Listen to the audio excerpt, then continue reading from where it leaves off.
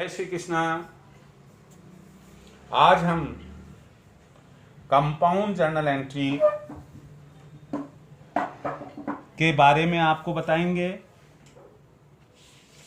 Business में रोजाना कई नेचर की ट्रांजैक्शंस होते हैं और हम हर ट्रांजैक्शन को रिकॉर्ड करने के लिए जर्नल में एंट्रीज करते हैं।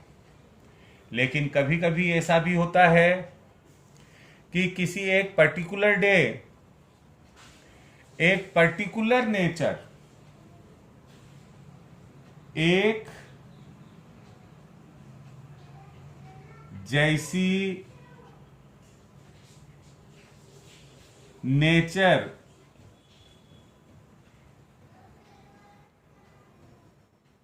के दो या अधिक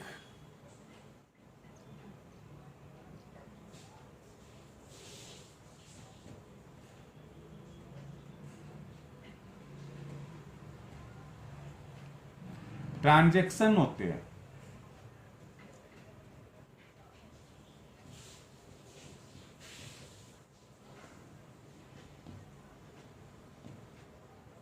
हमारे सामने दो ऑप्शन है। एक ऑप्शन है कि हम हर ट्रांजैक्शन के लिए अलग अलग जर्नल एंट्री करें, और दूसरा ऑप्शन है कि एक ही नेचर की ट्रांजैक्शंस होने के कारण बजाय दो या दो से अधिक एंट्रीज करने के हम एक ही एंट्री करें। यदि हम दूसरा ऑप्शन अडॉप्ट करते हैं और दो या अधिक एक जैसी नेचर के ट्रांजैक्शंस की एक ही एंट्री करते हैं, तो वह सिंगल एंट्री ही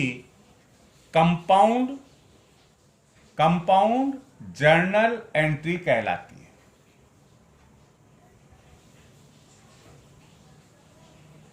सवाल है कि ऐसे कुछ एग्जाम्पल्स हमारे सामने हो सकते हैं क्या? जरूर।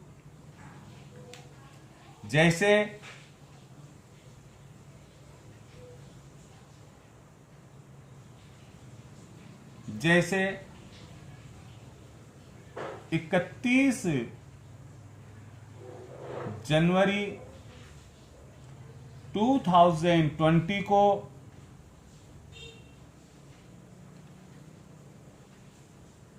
वेतन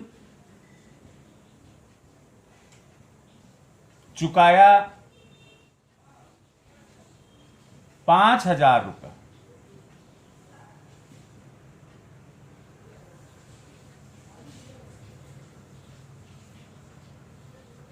किराया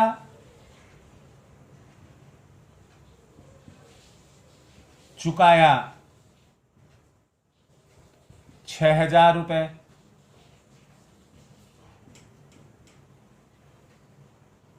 मान लो ये दो ट्रांजैक्शन हमने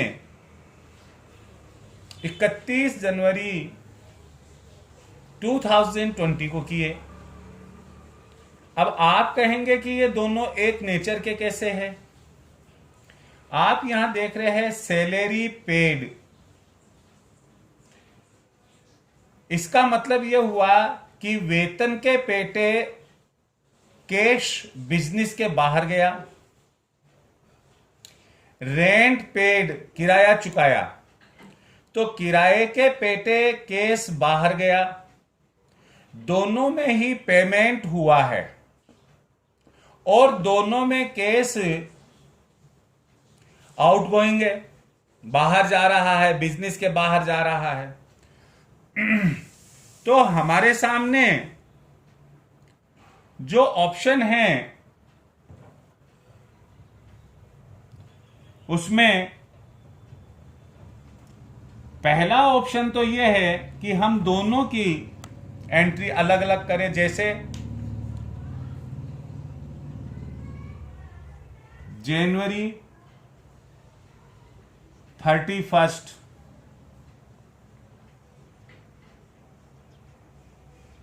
salary account DR 5,000 rupees to cash account 5,000।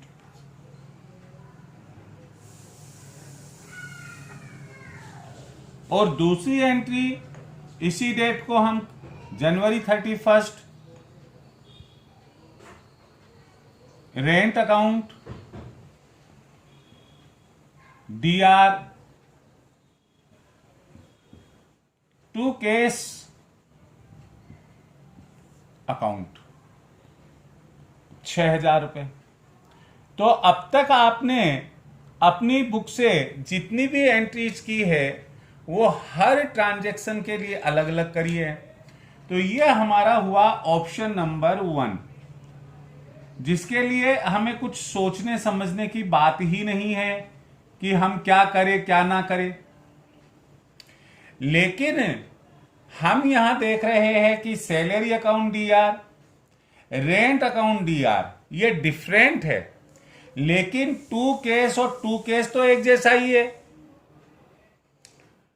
तो अकाउंटेंट्स ये कहते हैं, फाइनेंशियल अकाउंटेंट्स ये कहते हैं कि बजाय आप दो एंट्रीज के क्यों नहीं एक ही एंट्री करें जिसमें सैलरी अकाउंट डेबिट हो, रेंट अकाउंट डेबिट हो, लेकिन क्रेडिट में केवल टू केस हो। उनका यह मानना है कि डेट एक है, अगर ये डेट अलग अलग हो तब तो आपको हर ट्रांजैक्शन को रिकॉर्ड करने के लिए अलग अलग जर्नल एंट्री ही देनी होगी। तो सेकंड ऑप्शन जो कंपाउंड जर्नल एंट्री का है वो क्या है हमारा,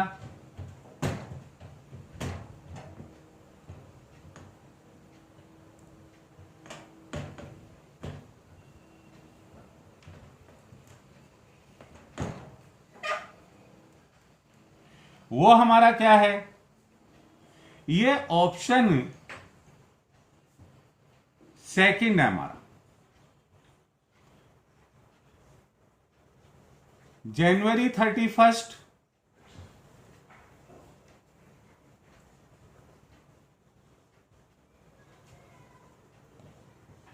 salary account DR, rent account DR to cash account. इसमें सैलरी पे करी 5,000 रुपीज, रेंट पे किया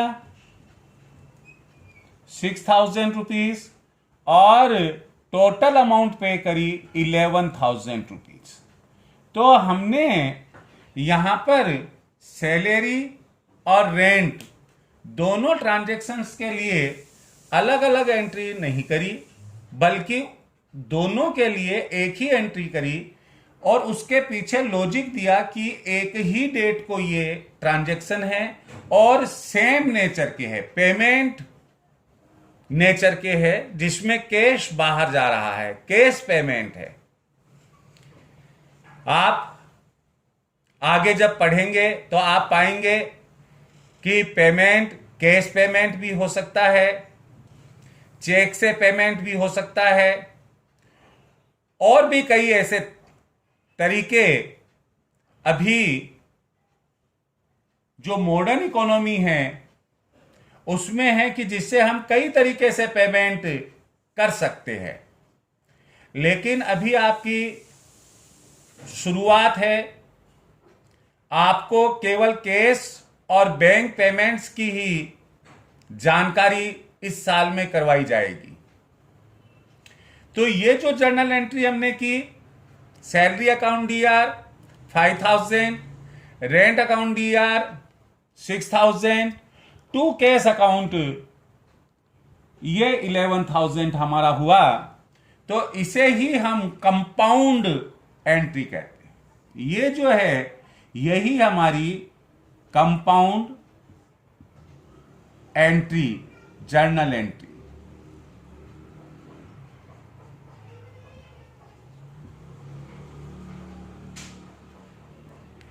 ऐसी बिजनेस में कई सरकमस्टेंसेस आती है कि जहां एक ही दिन में एक ही नेचर के कुछ ट्रांजैक्शन होते हैं, तो उस केस में जो अच्छे और इंटेलिजेंट अकाउंटेंट्स होते हैं, वे बजाय इंडिविजुअल ट्रांजैक्शन के लिए इंडिविजुअल एंट्री करने की बजाय सिंगल एंट्री, जिसे कंपाउंड जर्नल एंट्री कहते हैं, वह कर देते हैं। और साइंटिफिकली और सैद्धांतिकली यह कंपाउंड जर्नल एंट्री एग्जैक्टली सही होती है। इसे ऑल ओवर वर्ल्ड एक्सेप्ट किया जाता है, कोई इसे गलत नहीं कर सकता है। अभी जो समय चल रहा है, आप लोगों के स्टडी पीरियड जो चल रहा है, जिसमें कोविड-19 की कई ऐसी रेस्ट्रिक्शंस है कि जिसमें आपके सिलेबस को भी कम किया गया है, और जो लर्निंग मेथड है वो भी कई अलग अलग प्रकार के ई लर्निंग आदि आ गए हैं। मैं आपसे यही कहूंगा कि आप इन्हें खूब अच्छे से तैयार करें। यह एक इंपॉर्टेंट पॉइंट क्लास 11th के लिए होता है। आपका क्वेश्चन बन सकता है, मिश्रित कंपाउंड जर्नल एंट्री को मिश्रित जर्नल प्रविष्टि किसे कहते हैं? मिश्रित जर्नल प्रविष्टि किसे कहते हैं? उदाहरण सहित समझाइए। What do you understand by compound journal entry? Give examples और एक्सप्लेन विद एग्जांपल्स। तो इस तरह से यह क्वेश्चन बनता है। इस वीडियो में इतना ही। आपसे मैं उम्मीद लेकर चलता हूं कि आप मेरे वीडियो को लाइक करेंगे, सब्सक्राइब करेंगे, कमेंट देंगे और शेयर करेंगे। आज कुछ ऐसी व्यवस्था थी कि जिसकी वजह से मुझे छोटा व्हाइट बोर्ड लेना पड़ रहा है काम में, लेकिन पिछले कुछ समय से मैं आप लोगों को इस सब्जेक्ट पर मैटर नहीं दे पाया था। तो हमारे कहावत है, नहीं मामा से कानो मामो चोखो। कहने का मतलब यह है कि एक तो एकदम ही अपलोड ना हो कोई लेक्चर, और एक हमें विजिबल हो और हम उसे समझ भी सकते हैं। मेरी वॉइस आपको सुनाई दे रही है, बोर्ड पर लिखा हुआ आपको दिखाई दे रहा है। केवल एक है कि मेरा खुद का पिक्चर जो है वो और मेरे खुद के जो एक्शन हैं वो आपको दिखाई नहीं दे रहे हैं। खैर कोई बात नहीं है, अगली बार इसमें वापस हम पहले वाली जैसे ही सुधार लाकर और बढ़िया तरीके से प्रेजेंटेशन आपको देंगे। आप खूब अच्छे से लर्न कीजिए। Thank you very much.